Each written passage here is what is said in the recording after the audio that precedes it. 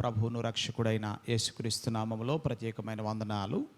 నేటి మన వాక్య ధ్యానం కొరకు మన పరిశుద్ధ గ్రంథమైన బైబిల్లో నుంచి 27వ కీర్తన 7వ చరణము నుండి 14వ చరణము వరకు ఉన్న వాక్య భాగాన్ని మనం చదువుకుని ధ్యానం చేసుకుందాం.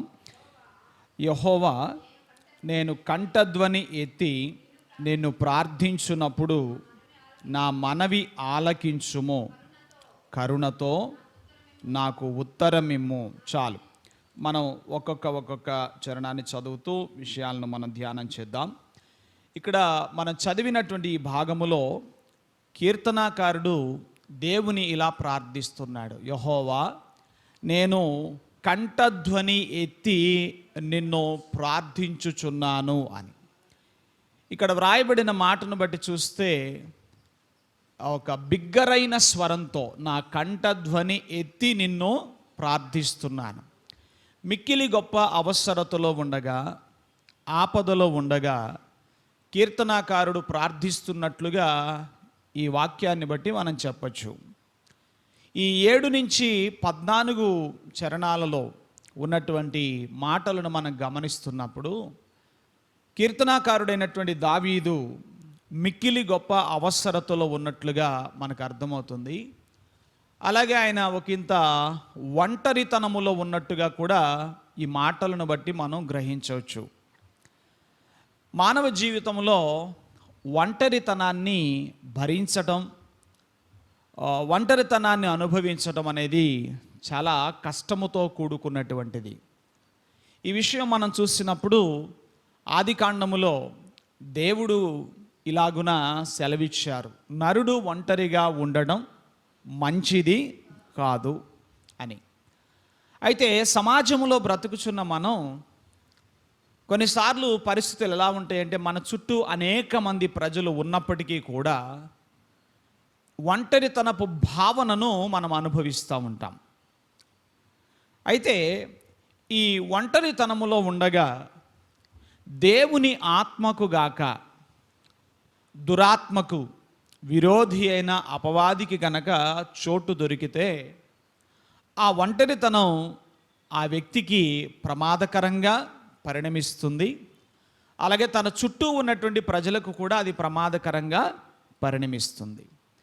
కాబట్టి మనము అవునన్నా కాదన్నా ఆయా సందర్భాలలో ఒంటరితనాన్ని అనుభవించేటువంటి మనం దాన్ని ఎలా ఎదుర్కోవాలి, దానికి ఎలా స్పందించాలి అనే విషయాలు ఈ కీర్తన భాగం ద్వారా మనం నేర్చుకునే ప్రయత్నం చేద్దాం. అందులో మొదటి విషయం మనం చూసినప్పుడు, ఎప్పుడైతే నీవు ఒంటరితనాన్ని అనుభవిస్తున్నావో ఆ సమయంలో నీవు దేవునికి మొర్రపెట్టే వ్యక్తిగా ఉండాలి.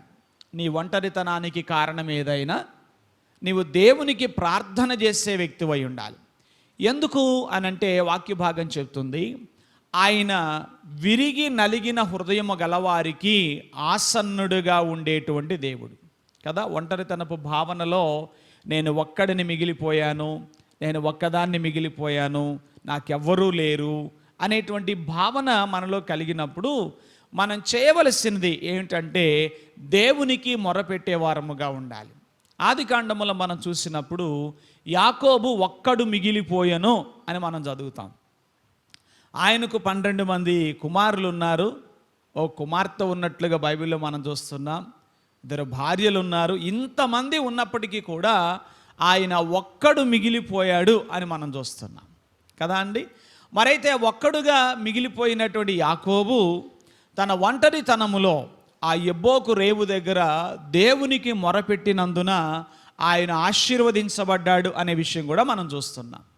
మరి ఇక్కడ దావీదు జీవితాన్ని మనం చూస్తున్నప్పుడు ఆయన ఇలా అంటున్నాడు, యెహోవా, నేను కంఠధ్వని ఎత్తి నిన్ను ప్రార్థించున్నప్పుడు నా మనవి ఆలకించుము అని అంటున్నాడు. దేవునికి స్తోత్రం, హల్లెలూయ.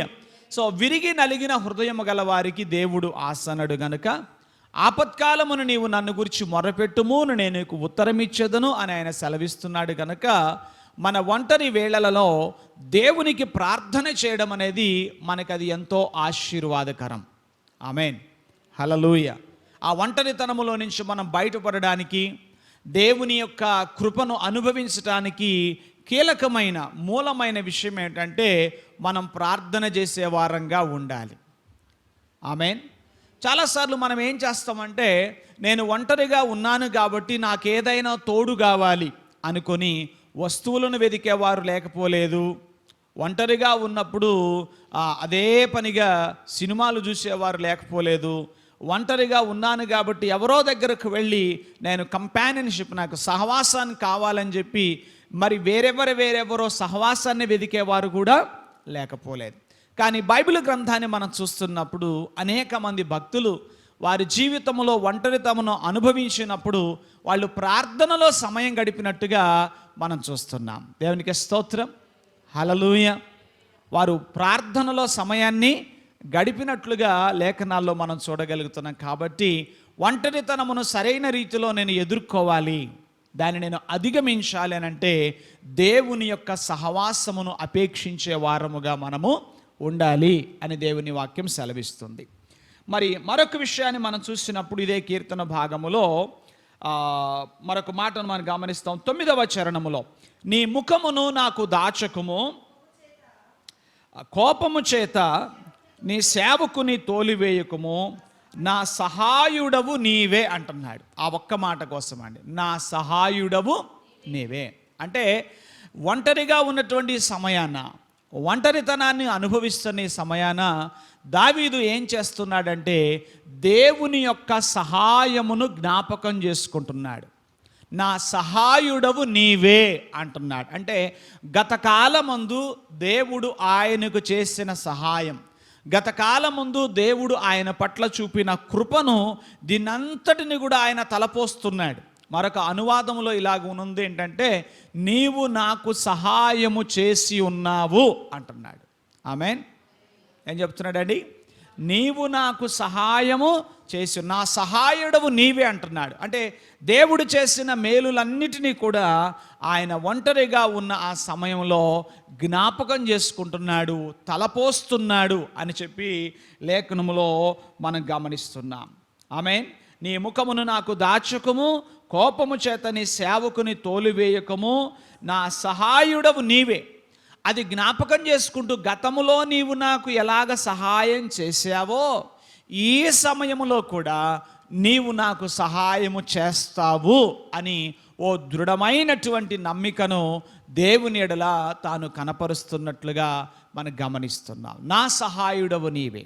మీరు ఎప్పుడైనా అలా ఒంటరిగా ఉన్నప్పుడు వ్యక్తిగతంగా మీరు దేవుడు చేసిన మేలులను తలపోసిన సందర్భాలు ఏమైనా ఉన్నాయా?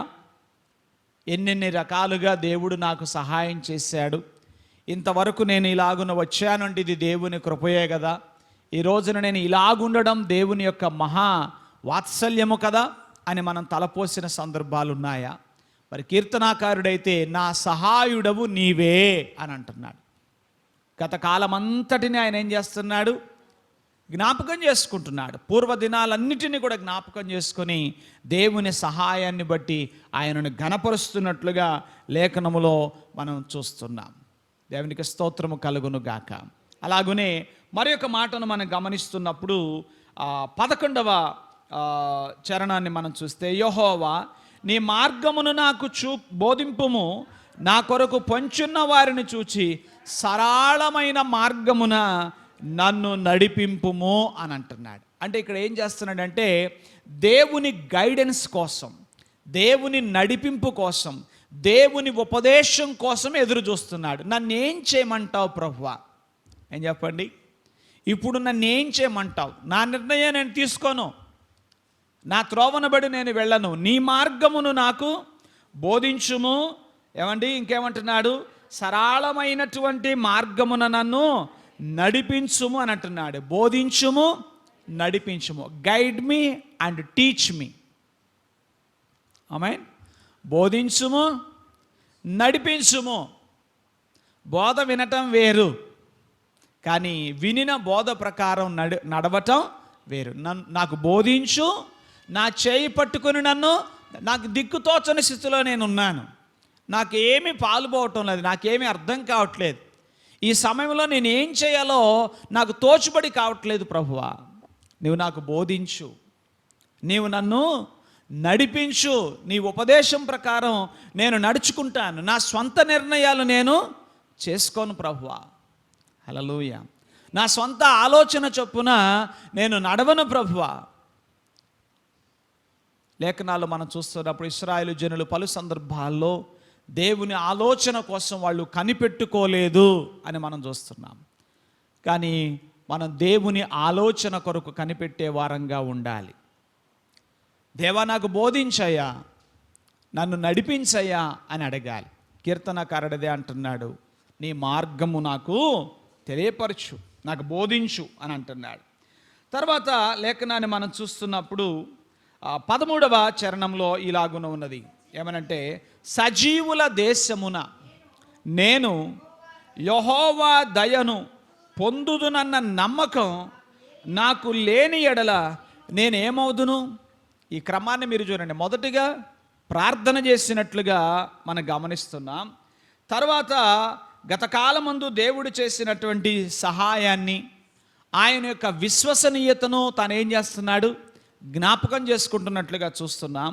ఇక 3వ విషయంలో మనం గమనిస్తే దేవుడు నడవవలసిన మార్గం తనకి బోధించాలని చెప్పి, తాను ఏ మార్గాన్ని నడవాలో దేవుడే తనకు బోధించాలని దేవుని అడిగినట్టుగా, నాకు బోధించు, నన్ను నడిపించు అని అడిగినట్లుగా చూస్తున్నాం. తర్వాత 4వ విషయాన్ని మనం చూస్తున్నప్పుడు సజీవుల దేశమున నేను యెహోవా దయను పొందుదునన్న నమ్మకం నాకు లేని ఎడల నేను ఏమవుతాను అంటే, ఈ మాట ద్వారా కీర్తనాకారుడు ఏం చెప్తున్నాడంటే, తాను ప్రస్తుతం ఉన్న పరిస్థితులను అధిగమించి నిశ్చయంగా ఒక రోజున దేవుని మంచితనాన్ని తాను చూడగలను అనేటువంటి దృఢమైన నమ్మకాన్ని కనపరుస్తున్నాడు. నేను ఇలానే ఉండబోను, ఆమేన్, నా స్థితి ఇలానే ఉండబోదు, దేవుడు నా స్థితిని మెరుగుపరుస్తాడు. అందుకనే సజీవుల దేశమున యెహోవా దయను పొందుదునన్న నమ్మకం నాకు లేని ఎడల నేను ఏమవుదును అంటే ఏం చేస్తున్నాడు, ఖచ్చితంగా ఈ స్థితిలో నుంచి నేను బయటపడతాను, నేను దీన్ని అధిగమిస్తాను, నా ప్రభువు నాకు సహాయము చేస్తాడు అని దృఢమైన నమ్మికను కనపరుస్తున్నాడు. దేవునికి స్తోత్రం కలుగునుగా. హల్లెలూయా. మరి మనం గమనిస్తే బబులోను చెరలో ఉన్నప్పుడు దానియేలు కూడా యిర్మీయా గ్రంథం ద్వారా తెలుసుకున్నాడట, 70 సంవత్సరముల చెర ముగిసింది, ఖచ్చితంగా దేవుడు మమ్మల్ని ఏం చేస్తాడు, విడిపించే సమయం ఆసన్నమైందని చెప్పి దేవుని సన్నిధిని తాను ప్రార్థన చేయడం మొదలుపెట్టాడు. హల్లెలూయా. అలాగే లేఖనముల మరొక భక్తుని మీకు జ్ఞాపకం చేస్తాను. యోసేపు తన మరణ పడక మీద ఉండగా తన సహోదరులను పిలిచి వాళ్ళకు ఒక మనవి చేశాడు. అదేమిటంటే, ఇదిగో ఈ ఐగుప్తు దేశములోనే మనం ఉండబోవటం లేదు, ఈ ఐగుప్తు దేశము దేవుడు మనకిచ్చిన స్వాస్థ్యము కాదు, ఖచ్చితంగా దేవుడు మనల్ని మరలా కనానుకు నడిపిస్తాడు, మీరు అక్కడికి వెళ్ళేటప్పుడు నా ఎముకలను తీసుకొని వెళ్ళండి అని కోరిక కోరాడు. అంటే ఎంత నమ్మకం ఆలోచన చేస్తున్నారా? యోసేపు విశ్వాసముతో చనిపోయాడు. ఎలాగా? అబ్రహాము విశ్వాసంతో చనిపోయాడు. అందుకని మనం చదువుతాం హెబ్రీ పత్రిక 11వ అధ్యాయంలో మనం చూస్తున్నప్పుడు, వీరందరూ ఆ వాగ్దానముల ఫలము అనుభవించకపోయినను దూరము నుండి చూచి వందనము చేసి విశ్వాసము గలవారై, వారందరూ కూడా ఎలా మృతి పొందారట? విశ్వాసము గలవారై మృతి పొందారు. ఒకసారి యోసేపు మాట్లాడిన ఆ మాటలను గమనిస్తే ఆదికాండం 50వ అధ్యాయంలో మనం చూస్తాం, దేవుడు మిమ్మల్ని దర్శిస్తాడు, మిమ్మల్ని తీసుకొని వెళతాడు అని అంటాడు, మీరు వెళ్ళేటప్పుడు నా ఎముకలను తీసుకొని వెళ్ళండి అని అంటాడు. చూడండి 25వ వచనం 50వ అధ్యాయంలో, మరియు యోసేపు దేవుడు నిశ్చయముగా మిమ్మును చూడవచ్చును, అప్పుడు మీరు నా ఎముకలను ఇక్కడ నుండి తీసుకొని పోవాలనని చెప్పి ఇశ్రాయేలు కుమారుల చేత ప్రమాణము చేయించుకొనెను. ఏమండి, ఎంత నమ్మకం కనపరుస్తున్నాడు? దేవుడు మిమ్మును చూడవచ్చును అంటే యోసేపు మరణపడక మీద కూడా ఏం కనపరిచాడు? ఇవాళ చాలామంది తమ మరణపడక మీద మాట్లాడే మాటలు నిర్జీవపు మాటలు మాట్లాడతారు. ఇక నాకు పోయే కాలం దగ్గర వచ్చింది, నేను పోయిన తర్వాత ఇంక మీరు ఏమైపోతారో, మీ గతి ఏమైపోతుందో, మీ స్థితి ఏమవుతుందో, మిమ్మల్ని ఎవరు పట్టించుకుంటారో, మీరు అనాథలు అయిపోతారు, ఇలా నానా రకాలుగా మాట్లాడతారు. కానీ యోసేపు ఎలా మాట్లాడుతున్నాడండి? నిశ్చయముగా దేవుడు మిమ్మును చూడవచ్చును. ఆమేన్. ఇంకొకసారి చదువుదాం ఆ మాట, 27వ వచనం. దేవుడు నిశ్చయముగా మిమ్మును చూడవచ్చును, అప్పుడు మీరు నా ఎముకలను ఇక్కడ నుండి తీసుకొని పోవాలని చెప్పి ఇశ్రాయేలు కుమారుల చేత ప్రమాణం చేయించుకున్నాడు. అంటే ఇక్కడ మీరు గమనించండి, ప్రమాణం చేయించారంటే అర్థం ఏంటి? యోసేపునకు దేవుడి మీద ఉన్నంత నమ్మకం ఎవరి మీద లేకపోయింది? తన సోదరులు మీద లేకపోయింది. అందుకని ఏమంటున్నాడు? బాబు మీరు ప్రమాణం చేయండి, దేవుడు మనల్ని దర్శించడం మాత్రం ఖాయం, అందులో సందేహం లేదు, మనల్ని తోడుకొని వెళతాడు ఆయన. అయితే అలా వెళ్ళేటప్పుడు నా ఎముకలను ఇక్కడి నుంచి అంటే ఎంతగా చూడండి, యోబు కూడా ఏమంటాడంటే, నా శరీరము చీకిపోయినా కూడా, నేను కృషించినా కూడా నేను నా విమోచకుని చూస్తాను అని అంటాడు. హల్లెలూయా. నా శరీరము కృషించిపోయినను, కుళ్ళిపోయినను నేనేం చేస్తాను? నా విమోచకుని నేను చూస్తానని అంటాడు. ఈ భక్తులందరి జీవితాలను గమనిస్తున్నప్పుడు వాళ్ళు దేవుని పట్ల గొప్ప నమ్మకాన్ని కనపరిచారండి. దావీదు కూడా ఈ ఒంటరితనములో తానేం చేస్తున్నాడంటే, ప్రస్తుతం తానున్న పరిస్థితులను దేవుని కృపచేత తాను అధిగమించగలను అని చెప్తున్నాడు. I can overcome. అందుకనే సజీవుల దేశమున యెహోవా దయను పొందుదునన్న నమ్మకం నాకు లేకపోతే నేనేమవుతాను? నశించిపోతాను. కానీ నాకు నమ్మకం ఉంది. ఏ నమ్మకం ఉంది దావీదుకి? ఇప్పుడు నేను ఒంటరిగా ఉన్నమాట నిజమే, కానీ ఇలానే నేను ఉండబోవటం లేదు. దేవుడు నా స్థితిని హెచ్చిస్తాడు. అందుకని వారిలో ఒంటరి అయిన వాడు 1000 మంది అగును. నా జీవితం, నా స్థితిగతులు ఇలానే ఉండబోవటం లేదు, నేను దేవుని దయను ఖచ్చితంగా పొందుకుంటాను అని చెప్పి తాను నమ్మకాన్ని వ్యక్తపరుస్తున్నాడు. తర్వాత 14వ చరణములో మనం చూస్తే, యెహోవా కొరకు కనిపెట్టుకొని ఉండుము, ధైర్యము తెచ్చుకొని నీ హృదయమును నిబ్బరముగా ఉంచుకొనుము, యెహోవా కొరకు కనిపెట్టుకొని ఉండుము. అంటే తాను అంటున్నాడు, నేను దేవుని కార్యము కొరకు వేచి ఉంటాను. ఆమేన్. మొత్తం 5 విషయాలు ఈ 7 నుంచి 14 వచనములో ఉన్నట్లుగా మనం గమనించాం. దావీదు తన ఆపత్కాలములో, విరిగి నలిగిన స్థితిలో, ఒంటరితనపు అనుభవాలలో తన కంఠధ్వని ఎత్తి ప్రార్థన చేశాడు. హల్లెలూయా. ఇంకా చెప్పాలంటే కంఠధ్వని ఎత్తి ప్రార్థన చేయడానికి అనుకూలమైన సమయం ఏంటంటే, when we are isolated, when we are in solitary place, ఏకాంత ప్రదేశంలో ఉన్నప్పుడు, ఎడారి అనుభవాల్లో ఉన్నప్పుడు, అరణ్యపు అనుభవాల్లో ఉన్నప్పుడు కంఠధ్వని ఎత్తి ప్రార్థించవచ్చు. అన్నిసార్లు కంఠధ్వని ఎత్తి ప్రార్థించడానికి కుదరదు. ఇంట్లో 4 ఉన్నారనుకోండి, ఏం చేస్తారు? నేను నిద్రపోతున్నా, గొంతు మెల్లిగా చేసుకో ప్రార్థన. మెల్లిగా చేసుకున్న దేవుడు వింటాడు, మనసులో చేసుకున్న దేవుడు వింటాడు, మనసులో దలుచుకున్న దేవుడు వింటాడు అంటారు. 4 ఉంటే అసలు ఎవరు లేరు ఇంట్లో, ఏం చేయొచ్చు? విచిత్రం ఏంటంటే, మనకేమో 4 ఉన్నప్పుడేం ప్రార్థన చేయాలనిపిస్తుంది, ఒంటరిగా ఉన్నప్పుడే నిద్రపోవాలనిపిస్తుంది. ఏమనిపిస్తుంది? 4గా ఉన్నప్పుడేమో ఏం చేయాలనిపిస్తుంది? ప్రార్థన చేసుకోవడానికి కూడా అవకాశం. ఏంటబ్బా ఈ గొడవ, ఇంట్లో అంత గందరగోళం, వీళ్ళందరూ ఎవరు లేకపోతే ఎంత బాగా ప్రార్థన చేసుకోవచ్చు అని కూడా అంతా ఒట్టిదే. సరే కదా అని దేవుడు మీకు అలాంటి అవకాశాలు ఇస్తాడు. ఏం అవకాశాలు? మీకు అప్పుడు అవకాశాలు ఇవ్వలేదా?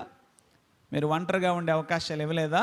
ఇచ్చాడు. కానీ మీరు అన్నట్టుగా ఒంటరిగా ఉన్నప్పుడు ప్రార్థన చేయరు. ఏం చేస్తారు? 4 ఉన్నప్పుడు, ఇల్లంతా జనంతో నిండుకొని ఉన్నప్పుడు ఏం ఫీల్ అయిపోతారు? ఏంటోనండి బాబు, పొద్దున్న లేచిన దగ్గర నుంచి ఒకటే పని, కడగా తొడవా పెట్ట, ఇదే సరిపోతుంది, అసలు ఎవరు లేకపోతే కాసేపు ప్రార్థన చేసుకోవచ్చు కదా అంటారు. సరే కదా అని మీ హృదయములో నుండి మీరు మాట్లాడిన ఆ మాట పరమందున్న దేవుడు ఆలకించి ఏం చేస్తారంటే, మీకు ఒంటరిగా ఉండే ఓ అవకాశం ఇస్తాడు. అప్పుడు మీరేం చేస్తారో తెలుసా? అమ్మాయ ఒంటరిగా ఉన్నా, హ్యాపీ, బాగుంది అని చెప్పి కాసేపు టీవీ చూస్తాను, ఆ తర్వాత చూస్తూనే నిద్రపోతాను. మళ్ళీ మేల్కొనేసరికి నలుగురు వస్తారు, అప్పుడు మళ్ళీ ఏమనిపిస్తుంది? అబ్బో. అప్పుడు దేవుడు అంటాడు, అసలు నిన్ను ఒంటరిగా ఉంచడం కంటే, నీకు ఒంటరి సమయాలు ఇవ్వడం కంటే నిన్ను నలుగురిలో పెడితేనే మంచిది. కనీసం మనసులో అన్నా ప్రార్థన చేస్తావు, కంటధనివి ఎత్తి ప్రార్థన చేయకపోయినా. కానీ గమనించండి, దావీదు అంటున్నాడు, నా కంఠధ్వని ఎత్తి నిన్ను ప్రార్థించుచున్నాను.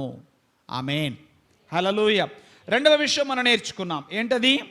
ఒంటరిగానున్నప్పుడు దేవుని యొక్క సహాయాన్ని, ఆయన విశ్వసనీయతను మనం జ్ఞాపకం చేసుకోవాలి. అంటాడు, రాత్రి జాములేదో నిన్ను గురించి ధ్యానించినప్పుడు నాకు క్రొవ్వు మెదడు దొరికినట్లుగా ఉన్నది. ఎంతో బలాన్ని పొందుతున్నాడు దేవుని సహాయాన్ని జ్ఞాపకం చేసుకుంటున్నప్పుడు. మూడో విషయం నేర్చుకున్నాం 11వ చరణము నుండి, ఏంటంటే దిక్కుతోచని వేళ, ఎటు పోవాలో అర్థం కావట్లేదు, ఏం చేయాలో అర్థం కావట్లేదు, తోచినట్టుగా చేయడానికి ఇష్టపడలేదు. కానీ దేవా నాకు బోధించుము, దేవా నన్ను నడిపించుము. ఆమేన్, హల్లెలూయా. తర్వాత మనం చూసినట్లయితే లేఖనములు గమనిస్తున్నాం 13వ చరణములో, ఖచ్చితంగా ఈ స్థితిని నేను అధిగమిస్తాను, నేను జయిస్తాను, నా దేవుని సహాయము చేత నేను సైన్యములను జయిస్తాను, నా దేవుని సహాయము వలన నేను ప్రాకారములను దాటుతాను. ఈ నమ్మకం కనపరచడం అండి లేఖనాలు మనం చూస్తున్నాం. యోసేపు కనపరిచాడు నమ్మకం, దానియేలు కనపరిచాడు నమ్మకం, యెహోషువ కాలేబులు కనపరిచారు నమ్మకం. మన స్థితి ఇలానే ఉండబోదు. ఆమేన్. యోసేపు చెప్తున్నాడు మన స్థితి ఇలానే ఉండబోదు. దానియేలు చెప్తున్నాడు మన స్థితి ఇలానే ఉండబోదు. యెహోషువ కాలేబులు చెప్తున్నారు మన స్థితి ఇలానే ఉండబోదు. మన స్థితిని దేవుడు మారుస్తాడు. ఆమేన్. ఈ స్థితిలో నుంచి మనం బయటపడతాం, ఈ కష్టములో నుంచి మనం బయటపడతాం. నా దేవుడు నన్ను బయటకు తీస్తాడు. అదే సజీవుల దేశమున యెహోవా దయను పొందుదును అన్న నమ్మకం. అయినా ఒక మాట ఉంది కదండి బైబిల్లో, నీ నమ్మిక చొప్పున నీకు కలుగునుగాక అని. ఏముంది చెప్పండి?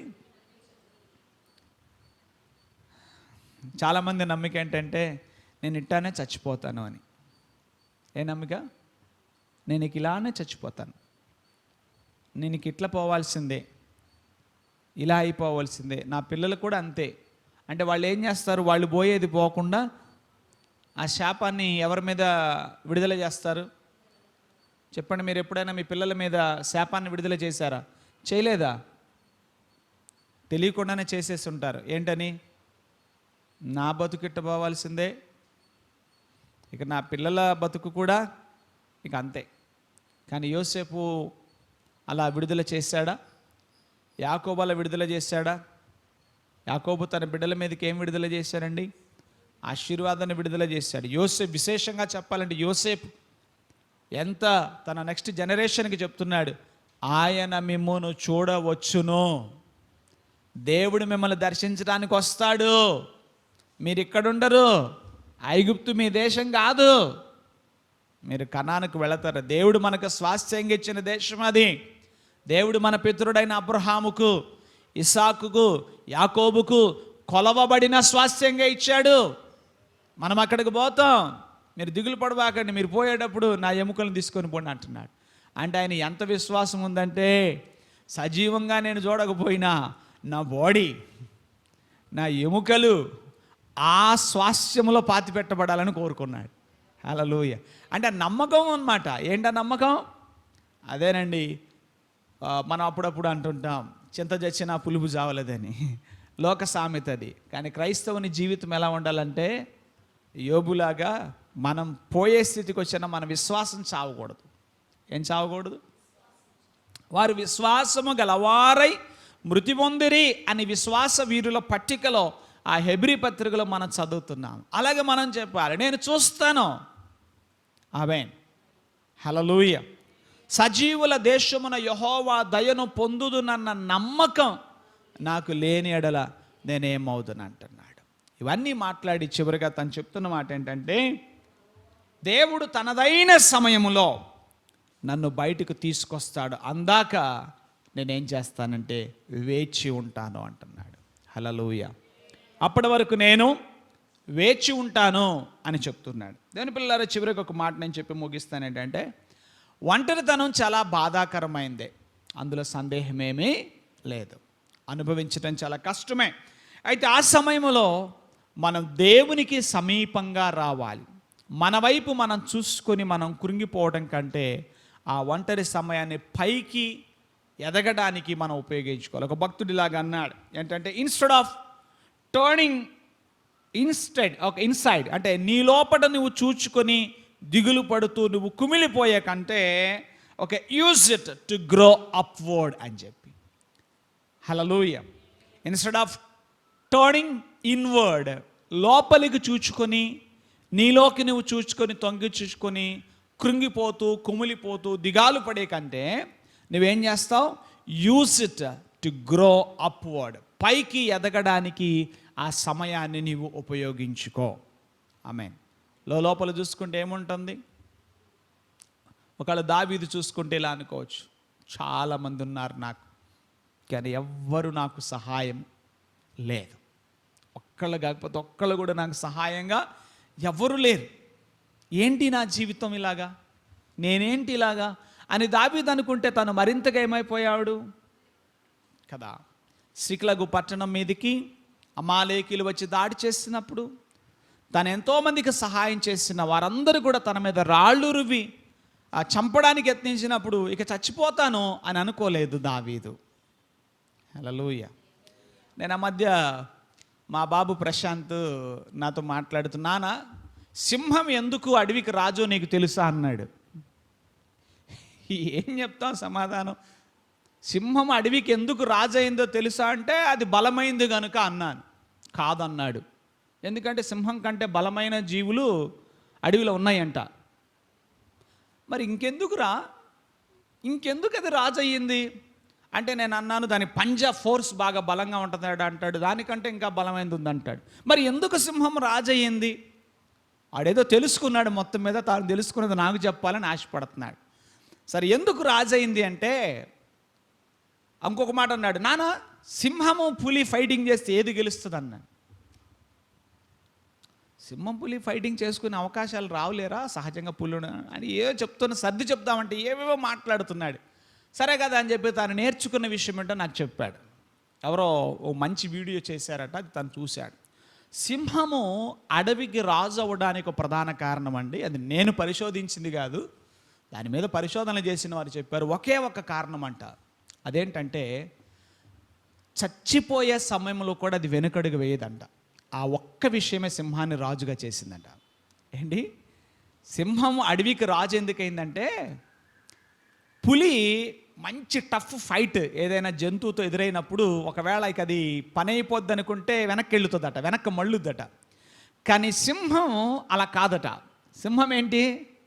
తాను చచ్చిపోయే పరిస్థితి వచ్చినా కూడా టిల్ ద లాస్ట్ బ్రెత్, బొందిలో ప్రాణం ఉండగంటవే అది పోరాడుతూనే చచ్చిపోద్దట. అందుకే అది సింహం, అందుకే అది రాజు. ఓ అదా కారణం.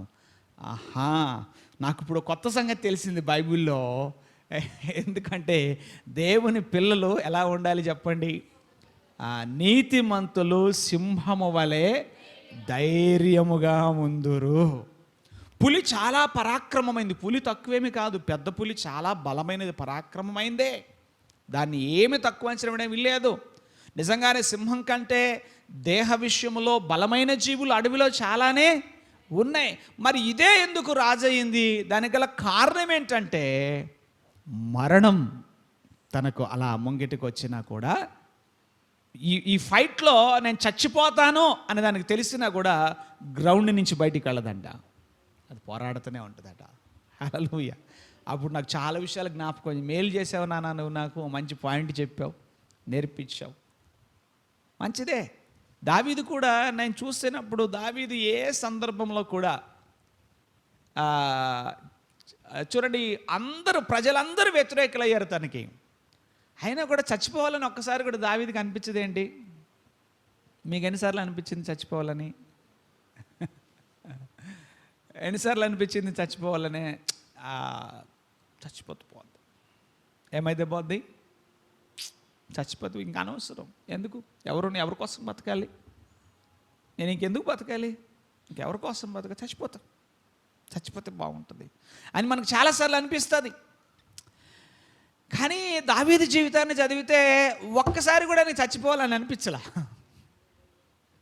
ఎప్పుడైనా అనిపించిందా దావీదుకి చచ్చిపోవాలని? బైబిల్ ఎక్కడైనా ఉందా ఇంక నేను చచ్చిపోతానని అన్నాడా దావీదు?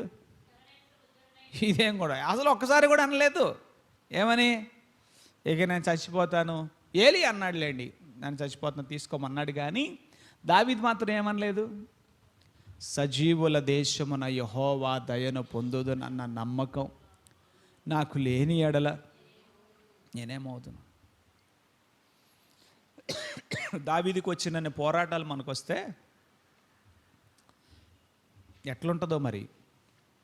కానీ ఒక్కసారి కూడా దావీదుకి చచ్చిపోవాలనిపించలే.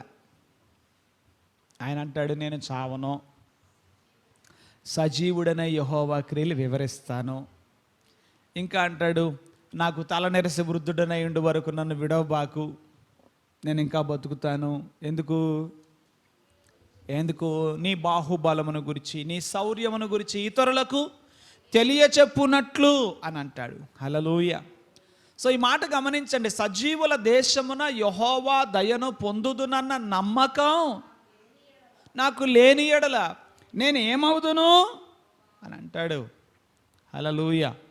దేవుని పిల్లలారా, ఆ నమ్మకాన్ని కనపరచాలి. ఆ నమ్మకాన్ని దేవుడు మిమ్మల్ని తీసుకొని వెళతాడు. మోషే కనపరిచాడు. యెహోషువను ప్రార్థన చేసి నియామకం చేస్తూ దేవుడు మిమ్మల్ని ఆ దేశమున ప్రవేశపెడతాడు. అది నిశ్చయముగా పాలు తేనెలు ప్రవహించేటువంటి దేశం. అక్కడ మిమ్మల్ని తీసుకుని వెళతాడు ఆయన అనే నమ్మకాన్ని ప్రకటించాడు. ఎబ్బేజు వాళ్ళ అమ్మాయి ఏం పేరు పెట్టింది? ఆయనకి ఎబ్బేజ్ అని పెట్టింది. అంటే తల్లి లేని నీ జీవితం మీకేంటి? వేదనే. నీ బ్రతకేమవుద్దో, నిన్ను ఇంకెవరు చూస్తారో, నీకెవరు పట్టించుకుంటారో అని అన్నాడు. కానీ దావీదు తన మరణ పడక మీద మాట్లాడిన మాటలు మీరు చూస్తే, లోకులందరూ వెళ్ళే మార్గాన్ని నేను వెళుతున్నాను. తన కుమారుడు సొలొమోనుతో చెప్తాడు, దేవుడు నీకు తోడుగా ఉంటాడు. నీవు చేయాలనుకున్న పని, దేవాలయ నిర్మాణం కానీ ఇతరత్ర విషయాల దేవుని సన్నిధి నీకు తోడుగా ఉంటుంది. నీవు ధైర్యం తెచ్చుకొని పని జరిగించి అంటాడు. హల్లెలూయా. అంటే ఆ ఫెయిత్, విశ్వాసపు వాక్కును విడుదల చేస్తున్నాడు. ఆమేన్. యెహోవా కొరకు కనిపెట్టుకొని ఉండు, ధైర్యము తెచ్చుకొని నీ హృదయాన్ని నిబ్బరంగా ఉంచుకో, యెహోవా కొరకు కనిపెట్టు. సో దావీదు తన ఒంటరితనాన్ని దేనికోసం ఉపయోగించుకున్నాడు? దేవునికి దగ్గరగా రావడానికి ఉపయోగించుకున్నాడు. దావీదు తన ఒంటరితనాన్ని దేనికి ఉపయోగించుకున్నాడు? ఆత్మీయంగా ఎదగడానికి ఉపయోగించుకున్నాడు. హల్లెలూయా. మరి మీరు ఎలా ఉంటారు? నీతిమంతులు సింహము వలె. దావీదును గురించి అతని శత్రువులు ఆయనకి ఇచ్చిన కితాబ్ ఏంటంటే చెప్పండి. దావీదు యొక్క శత్రువులు ఆయన గురించి ఇచ్చిన కితాబ్ ఏంటంటే, మీ నాన్న గుండె సింహపు గుండె వంటిది. అది మామూలు గుండె కాదు, అది మామూలు గుండె కాదు. సహజంగా అనుకుందాం, దావీదు మీద తన ప్రియమైన కొడుకు తన మీద తిరుగుబాటు చేసినట్టుగా మిమ్మల్ని ప్రేమించిన వాళ్ళు మీ మీద తిరుగుబాటు చేసి మీరేం చేస్తారు? మీరు చచ్చిపోతారు. మీరేం చేస్తారు? ఇంకెందుకు, నా ప్రియమైన బిడ్డే నాకు ఇంత, నా కొడుకే నన్ను, నేను చాలామంది చూశారండి, మా వాడు నా మీద చేయి చేసుకున్నాడు, ఇంక ఈ జీవితం అనవసరం అని చెప్పి చచ్చిపోయిన తల్లిదండ్రులు ఉన్నారు. లేకపోతే నా ప్రియమైన భార్య నన్ను ఇంత మాట అంది, ఇక నేను చచ్చిపోతే బాగుండు అనుకున్న వాళ్ళు ఉన్నారు. కానీ దావీదు అలా అనుకోలేదు. అందుకని ఆయన గుండె ఏంటి? ఎందుకు అలా అన్నారో నాకు మొన్నే తెలిసింది. మొన్నదా తెలియదు నాకు. సింహపు గుండె అంటే బలమైన జీవి కదా అనుకున్నాను. ఏమిటి దాన్ని రాజుగా చేసిన ఆ పెక్యులర్ క్యారెక్టర్ ఏంటి?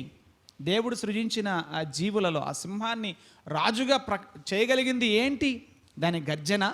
ఎంతకాలం నేనేమనుకుంటూ వచ్చానంటే, దాని గర్జన అంటే బిగ్గరైన స్వరంతో అది గర్జించే గర్జింపు దాన్ని రాజుగా చేసిందేమో, లేకపోతే దాని బలం దాని నడుములో ఉంది, దాని పంజాదబ్బ బలమైంది కాబట్టి అది ఏంటి రాజుగా మృగరాజు అయ్యిందేమో అని అనుకున్నాను. కానీ క్రొత్త విషయం తెలిసింది ఏంటంటే, ఇవేవి కాదు, అసలు ఇవేవి కాదు. దాన్ని రాజుగా చేసింది ఒకే ఒక కారణం ఏంటి? చావు ముంగిట ఉన్న వెనుకడుగు వేయదు. పోరాడుతూనే చచ్చిపోతుంది. అది ఏమవుతుంది? అది పోరాడుతూనే చచ్చిపోతుంది. పౌలు కూడా అలానే అంటాడు, మంచి పోరాటం, విశ్వాసాన్ని, నా పరుగును. మరి కాకపోతే అసలు సువార్త ప్రకటించినందుకు కదూ ఆయన్ని జైల్లో వేసింది. అందుకేగా ప్రభు అయిన యేసుక్రీస్తుని గురించిన సువార్త ప్రకటించినందుకు జైల్లో వేస్తే ఏమి గుండెది జైల్లో కూడా సువార్త ప్రకటిస్తున్నాడు. అందుకోసం కదా జైల్లో పడేసింది. మీరెవరైనా చేస్తారా అలాంటి పని? నేను చేయగలనా అని నాకు అనిపిస్తుంది. మిమ్మల్ని అంటాం కాదు, నేను అనుకుంటున్నాను నేను చేయగలనా అని. ఇప్పుడు నువ్వు సువార్త ప్రకటిస్తున్నందుకు నేనేం చేస్తున్నాం? బందీ చేశాం, నేను జైల్లో వేశాం. అయితే ఆ టైంలో కూడా ఏం చేస్తున్నాడు? జైల్లో వాళ్ళకు కూడా, తనతో ఉన్న సైనికులకి, తన తోటి ఖైదీలకి ఆయన ఏం చేస్తున్నాడు? మరి అది సింహమేగా, అవునా? అవునంటారా కాదంటారా? ఆ నేచర్ అంటే సింహం అంటే చాలామంది ఏం చేస్తారంటే పులిగోర్లు మెడలో వేసుకుని దాంతో ఉడితే ఏం చెప్పండి, పులిగోర్లు మెడలో అవుతే పిరికి మొగాలు ఇలాంటి కాదు మన యొక్క నేచర్. ఆ పౌలు చూడండి, స్వార్థ నిమిత్తము ఆయన ఖైదీ అయ్యాడు, బందీ అయ్యాడు, కానీ ఆ సమయంలో కూడా ఆయన సువార్తనే ప్రకటిస్తున్నాడు. అంత ధైర్యం ఎవరికి ఉంటుంది? ఆయన ప్రభువును బట్టి ధైర్యం తెచ్చుకున్నాడు. హల్లెలూయా, హల్లెలూయా. ప్రార్థన చేసుకుందాం. తలలు వంచండి, కన్నులు మూయండి. పరిశుద్ధుడైన మా తండ్రి, ప్రేమ కలిగిన మా యేసయ్య, మీకు వందనాలు. ఈ ఉదయకాలం దావీదు కీర్తనలో నుంచి కొన్ని విషయాలు మాతో మాట్లాడినందుకు వందనాలు తండ్రి. ఒంటరితనపు అనుభవాలను మేము ఎలా ధీటుగా ఎదుర్కోవాలి, ఆ ఒంటరి సమయాలు మేము ఎలా ప్రయోజనకరంగా మార్చుకోవాలనే విషయాలు మాతో మీరు మాట్లాడినందుకు స్తోత్రము నాయన. దావీదు వలె కంఠధ్వని ఎత్తి ప్రార్థించే వారంగా ఉండడానికి మాకు సహాయం చేయండి. మేము ఒంటరిగా ఉన్న సమయాల్లో కంఠధ్వని ఎత్తి ప్రార్థించే కృప మాకు దయచేయమని మనవి చేస్తున్నాం. అయా, గతకాలమందు నీవు చేసిన మేళ్లను తలపోస్తూ బలమందుటకు సహాయం చేయమని అడుగుతున్నాం. స్వంత నిర్ణయాలు తీసుకుని ముందుకు పోకుండా నాకు బోధించుమయ్యా, నన్ను నడిపించుమయ్యా అని మిమ్మల్ని అడిగి మీ ఆలోచన ప్రకారంగా నడుచుకునే కృప మాకు దయచేయండి. అంతేకాదు, మేమున్న ప్రస్తుత క్లిష్టమైన పరిస్థితుల్లో నుంచి నువ్వు మమ్మల్ని బయటకు తీస్తావు అనే దృఢమైన నమ్మకం కనపరిచే వారి ముందుకు సహాయం చేయండి. ఆ నమ్మకానికి నిదర్శనంగా యోసేపు జీవితాన్ని మా ముందు పెట్టావు. మరణ పడక మీద ఉన్నటువంటి యోసేపు తన సోదరులతో ప్రమాణం చేయించుకున్నాడు, నాయన నిశ్చయముగా దేవుడు మిమ్మల్ని చూడవస్తాడని. అలాంటి బలమైన నమ్మిక మాకు కూడా ఇవ్వండి ప్రభువా. అలాగుననే లేఖనాలు మేము చూస్తుంటే దావీదు మీకోసం కనిపెట్టుకున్నాడు. ఎన్నో పోరాటాలు తనకు వచ్చాయి, కానీ ఏనాడు చనిపోవాలని తనకు అనిపించలేదు, చనిపోయే ప్రయత్నాలు కూడా తను చేయలేదు. కానీ ఇలా మాట్లాడాడు. ఆయన మాటలన్నిటి సారాంశాన్ని మేము చూస్తున్నప్పుడు, నేను చావును, సజీవుడనై యెహోవా క్రియలను నేను వివరిస్తాను, నా దేవుని సహాయం వలన నేను సైన్యాల్ని జయిస్తాను, నా దేవుని సహాయం చేత నేను ప్రాకారాలను దాటుతానన్నాడు. ప్రభువా, అలాంటి కృప మాకు ఇవ్వండి. మరణ తలంపులు ఆయా ఒంటరి సమయాల్లో కలగటం అత్యంత సహజంగా మా జీవితాల్లో మేము గమనిస్తున్నాం. కానీ వాక్యం ద్వారా మాతో మాట్లాడుతూ వచ్చారు. ప్రభువానికి వందనాలు. నీ వలన బలముంది దేవా, ఆత్మీయంగా ఎదగటానికి మా ఒంటరి సమయాలు మేము వినియోగించుకునే కృప మాకు దయచేయమని, నీ సన్నిధి మా అందరికీ తోడుగా ఉండి అనుగ్రహించమని యేసు నామమున ప్రార్థన చేసి బ్రతిమలాడి వేడుచున్నాము తండ్రి. ఆమేన్.